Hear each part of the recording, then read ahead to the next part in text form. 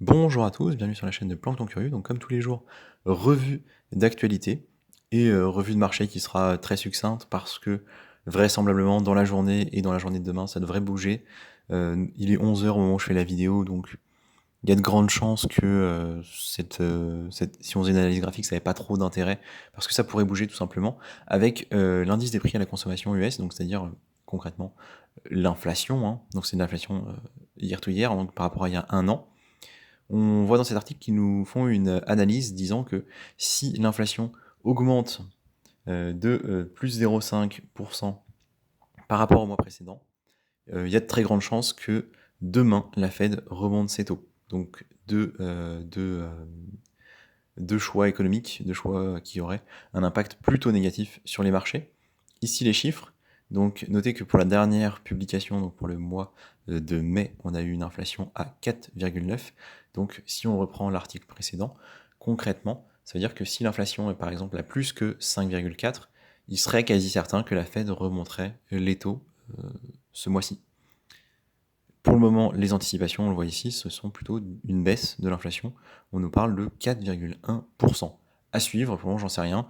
Il est vraisemblable que au moment où vous regarderez la vidéo, l'information soit déjà tombée, vu qu'il est relativement tard déjà dans la journée. On continue ici avec plutôt des bonnes nouvelles. On va parler du classement Forbes pour les entreprises fintech en Amérique. Donc il y a plein de classements Forbes différents dans différents pays pour différentes thématiques. Et là, on va parler des entreprises fintech. Donc c'est des entreprises plutôt nouvelles, plutôt de petite taille, très orientées finance ou services financiers.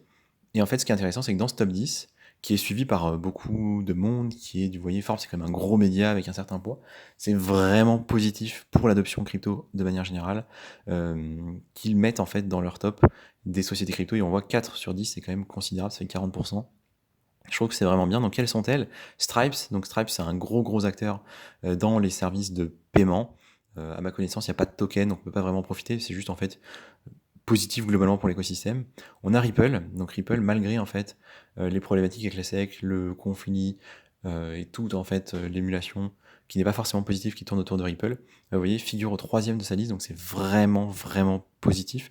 Et ça veut aussi dire que Forbes du coup parie sur plutôt une résolution positive pour les cryptos de ce point de vue-là. Donc vraiment des news moi qui me font plutôt plaisir, je suis vraiment content de lire. Blockchain.com, qu'on connaît assez peu, mais qui a un échangeur, qui a un système de cartes, etc. Donc qui est plutôt utilisé aussi en Amérique. Plus petit, hein, 14 milliards, bon, ça reste une très grosse entreprise, mais voilà, plus petit que ce qu'on a vu avant. Et OpenSea, donc OpenSea qui est quand même un peu le géant des NFT, la plus grosse boîte d'échange, le plus gros échangeur, donc achat-revente de NFT en tout cas, à ma connaissance. Donc voilà quand même des éléments intéressants, sympathiques. Maintenant, on va aller parler d'autres news, notamment en Asie et en Chine, qui s'est allié du coup avec une banque suisse, UBS, pour commencer à produire des services, ou en tout cas faire des tests de services et de produits financiers sur la blockchain Ethereum. Donc on a eu en fait des premiers tests ici, on le voit, c'est quand même très positif à mon avis, et donc des premiers échanges qui ont été faits du coup pour tester de nouveaux produits qui sortiront dans les prochains mois, les prochaines années, au niveau des services de la Banque de Chine du coup. C'est plutôt positif, hein. C'est vraiment sympa. C'est-à-dire que clairement là, ils sont en train de se réouvrir l'Asie, c'est vraiment ce qu'on avait observé avec Hong Kong, mais c'est pas que, c'est aussi les banques, donc on comprend, hein, ça va être centralisé, ça va être assez encadré, donc on sera plus du tout dans l'univers actuel qu'on connaît de la DeFi et tout ça, en tout cas pas pour ce genre de service. Mais voilà, c'est aussi par ça que ça passe l'adoption crypto, c'est par des services pour, euh, pour des personnes ou pour des institutionnels qui sont encadrés, qui sont gérés par des banques. Donc oui, ça va sûrement être très lourdingue au début et ça va forcément pas plaire à la communauté crypto parce que ce sera pas forcément très pratique ni très intéressant. Mais voilà, ça passe aussi par ce genre d'étape-là. Donc c'est très positif à mon avis. Et notez que c'est en partenariat du coup avec une banque européenne, hein, donc que c'est aussi potentiellement positif pour l'Europe, parce que l'on pourra apprendre de ça, parce qu'on pourra potentiellement réutiliser des choses, et ça pourrait juste tout simplement faire venir plus de monde dans les cryptos, ce qui est très bon. On a aussi évidemment Hong Kong, hein, qui profite de la situation plutôt tendue en Amérique avec les réglementations que voudrait imposer la SEC et son côté très restrictif pour proposer aux entreprises américaines de venir s'installer. Euh, du coup, Hong Kong, hein, qui est quand même un monde à part, hein, en Asie, avec du coup une place financière très importante et des liens assez forts anglo-saxons. Donc c'est pas forcément dénué de sens, hein, vraiment. Il y a des liens, on voit qu'il y a un certain nombre d'entités américaines orientées crypto qui vont au UK, donc au Royaume-Uni. Et c'est pas comme il y a un lien en fait avec Hong Kong, un lien historique, c'est pas idiot qu'ils y aillent aussi. Donc voilà, globalement ils mettent en avant leur réglementation qui est quand même plus souple et le fait que leur cadre est plus clair, donc ça se passera mieux, ce sera plus sympa. Donc voilà, c'est logique à mon avis, c'est pas du tout incohérent, même si de premier abord ça peut sembler surprenant. Et enfin, alors c'est pas une news qui est forcément très fraîche, mais c'est une news qui est quand même apparue, qui est remontée récemment. C'est la banque crypto du coup Sberbank, qui est une grosse banque, pas du tout, c'est pas pas là une banque crypto, une grosse banque russe qui va proposer en fait des services crypto rapidement. Donc ça c'est un point qui est positif. Donc je pense qu'ils ont un peu recyclé un article qui date d'il y a quelques mois, parce qu'on nous parle dedans du premier trimestre 2023 ou du mois de juin, donc on est vraiment en plein mois de juin pour l'arrivée de ces services-là. Et il me semble qu'effectivement, du coup, ça devrait arriver prochainement. C'est une bonne nouvelle. C'est-à-dire que c'est bien de se rappeler ces choses-là. En plus de Hong Kong qui fait des choses, en plus de la Banque de Chine qui fait des partenariats, eh bien, on a aussi la Russie qui se met dedans. Alors, évidemment, le conflit actuellement avec la guerre en Ukraine, c'est pas du tout positif pour les investisseurs vis-à-vis de la Russie. Ça donne pas envie, ça donne pas une bonne image de tout ça. Mais la réalité, c'est que ça permet aux BRICS du coup, de se développer sur ces thématiques-là. Et je pense que ce sont des nouvelles qui, à long terme, seront positives, même si pour le moment, c'est pas forcément des thématiques, plutôt des zones qui nous intéressent beaucoup. Maintenant, on va retourner un peu en Amérique, bien sûr, hein, parce qu'il faut qu'on en parle. Donc, Gary Gensler qui pourrait être potentiellement renvoyé. Alors, c'est un gros titre qui fait envie et qui donne un peu envie, mais calmons-nous là-dessus, c'était juste une proposition qui a été faite par un membre du Congrès qui concrètement trouve qu'il est dans l'exagération. Et on peut le comprendre, hein, vraisemblablement, il est en train de fermer un petit peu les possibilités du marché américain aux accès crypto. Donc je pense qu'il y a une plus grande stratégie derrière. Mais voilà, du coup, ça va forcément créer une opposition. Et on commence à la voir ici, avec des demandes plus ou moins officielles de renvoi de Gary Gensler, hein, je rappelle, le président de la SEC. Par contre, plus concrètement, parce que là, si c'était complètement une news hypothétique, son renvoi, là c'est concret, c'est eToro, qui est quand même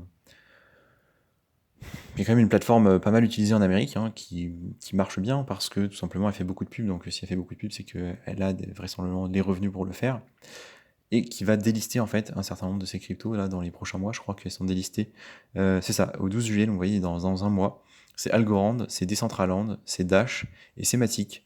Certainement d'autres vont suivre dans les prochains jours ou les prochaines semaines. Vous voyez, c'est encore un coup dur pour Matic. Alors pour le moment, je trouve que pour le coup, Matic le prend bien si on regarde la carte. Euh, Ça va, on va dire. En fait, il reste stable du coup depuis sa baisse au niveau des 55, il est remonté à 64. Et pour l'instant, ça bouge pas trop. Donc à voir si ça aura un impact plus tard, une fois que ce sera effectif. Mais en général, c'est quand même la news qui fait mal et globalement après, voilà, les gens s'adaptent, hein. Ils vont juste mettre leur crypto ailleurs. Voilà, c'est quand même des grosses cryptos, hein, qui ont été délistées. On est quand même dans le top 100.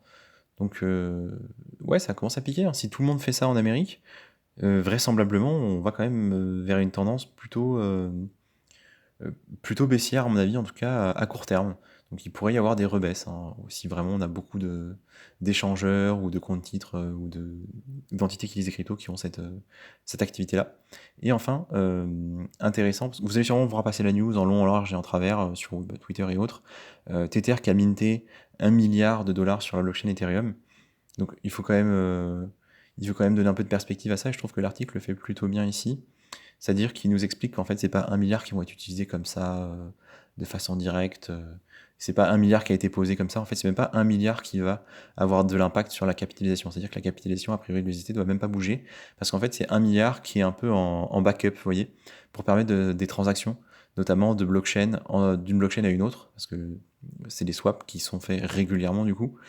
Et du coup, si ce chiffre est important, au final, ça ne devrait pas avoir spécialement d'impact. C'est ce qu'on comprend ici. Et je pense que c'est bien de débunker un peu ce genre d'infos, parce que quand on se dit Tether nous fait un no milliard, enfin c'est quoi cette histoire? Qu'est-ce qui se passe? Est-ce que vraiment ils ont récupéré 1 milliard en billets qu'ils ont stockés dans leur coffre? Comment ça se passe? Et donc là, en fait, on comprend que bah oui, c'est aussi une question de liquidité et de fluidité des transactions. Donc, c'est bien d'avoir ce côté-là de l'information aussi. Je pensais que c'était important de vous le partager.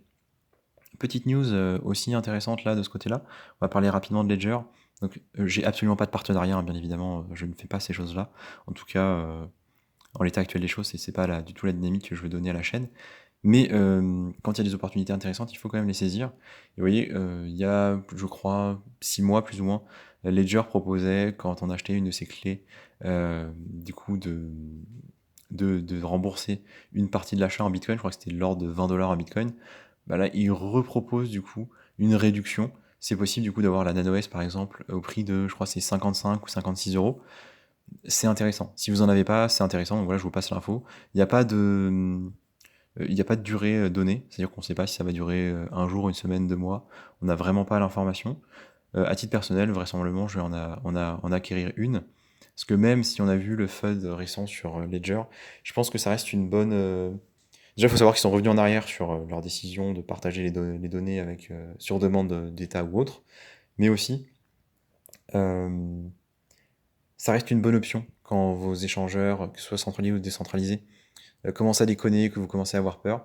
C'est bien d'avoir sous la main dans votre bureau ou j'en sais rien, planqué où vous voulez, une clé Ledger sur laquelle vous pouvez faire un transfert et vous êtes safe pendant un certain temps. Peut-être que ça va pas être pendant 2 ans, peut-être que ça va pas être pendant 6 mois, mais c'est bien pendant une phase un peu noire, comme par exemple quand ça a été la chute de FTX, de se dire ok, je peux envoyer des fonds sur ma clé Ledger parce que là je sens que ça sent pas bon, et potentiellement revenir après. C'est bien d'avoir cette alternative-là, donc bien évidemment il y a plein d'autres il y a plein d'autres wallets, et c'est même possible d'en créer soi-même, mais je pense que c'est une bonne option d'avoir ça sous la main, donc pour une cinquantaine, soixantaine d'euros. Si vous avez des portefeuilles qui font plus que 1000, 2000 euros, c'est quand même très très raisonnable d'envisager ce genre de choses, à mon avis. Donc voilà, je vous partage l'info vu que là, on a une petite promo sympa. Et enfin, point de vue marché, bon, on a déjà rapidement regardé tout à l'heure, il n'y a pas grand chose à dire. Donc en bleu, ce sont des hausses, hein, en jaune, ce sont des baisses. Sur la journée, bon, voilà, on a quelques cryptos qui font du 10%, 8-10%. Filecoin qui a déjà un petit peu rebondi, moi j'aurais aimé en acheter plus bas. Mais comme je vous l'ai dit, le marché risque d'être volatile dans les prochains jours, notamment. Là, on va le voir dès 14h30, on va voir une direction sûrement. Euh, Ça pourrait partir à la hausse, bien sûr, mais je reste plutôt dans l'expectative pour le moment. J'attends de voir un peu où on va, parce qu'il n'est pas du tout exclu qu'on aille un peu plus bas. Même si pour le coup, Bitcoin s'est très bien comporté. C'est-à-dire que j'ai vu différents articles titrant oh, Bitcoin, le rebond, machin. Il n'y a pas de rebond en fait. Bitcoin, sur la semaine, il fait 2% en fait, tout va bien. C'est-à-dire, il n'y a pas de rebond anticipé. Bitcoin, en fait, il n'a pas bougé, il se porte très très bien, Bitcoin. Même sur le mois, en fait, on voit que c'est quand même plutôt stable, en fait, pour cet actif-là, hein, clairement. Clairement, ça se passe bien. Et en fait, tant que ça se passe bien au niveau Bitcoin, je pense qu'il n'y a pas trop lieu de s'inquiéter. Par contre, si ça venait à baisser, le reste des altcoins prendrait cher, à mon avis. Et c'est surtout dans ce cas de figure-là que je me prépare du coup, à racheter un peu et à anticiper, du coup, des opportunités. Donc voilà, c'est tout ce que je voulais vous dire pour aujourd'hui.